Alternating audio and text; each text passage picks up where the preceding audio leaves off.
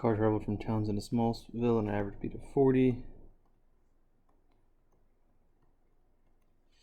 And then return back. What's the average speed for the entire trip? So, number one, the trip from Townsend to Smallville took 50% longer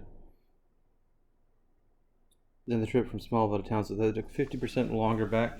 So that tells us the time decreased by a certain factor. That means the speed must have increased by a certain factor. Basically, the time to go there was 3/2 of the time. That means that the speed needs to be 2/3 the original speed.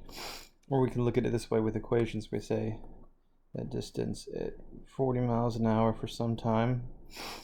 Well, this is from Townsend to Smallville is 3/2. The return trip, some distance at some rate we don't know, at some regular time.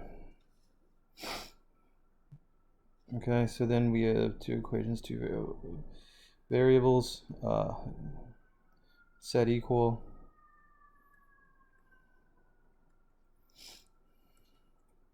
And then t is gone, and then we can say the rate is 60. Then if you know the rate is 60, so the total distance is 2d over the rate. The first trip was 40, and the second trip was 60.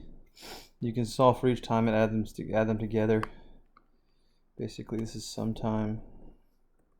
This is another time. It's d over 40 plus d over 60. D divides out of the whole thing, and you solve for average speed. So that's enough. With that efficiency, you usually don't need, for average speed problems, you usually don't need the exact distance. It's just a comparative distance. Remember, if you double the distance, you also double the time it takes. So it reduces to the same thing. So all you need is some comparison. You can always use d or d over 2, or the a to b is 4 times b to c is 4d and d. And it always works out that you don't really need the distance. So that's enough. Number 2, the distance is 165 miles. That's cool, but we don't know anything about the rate for the second half. That's just a.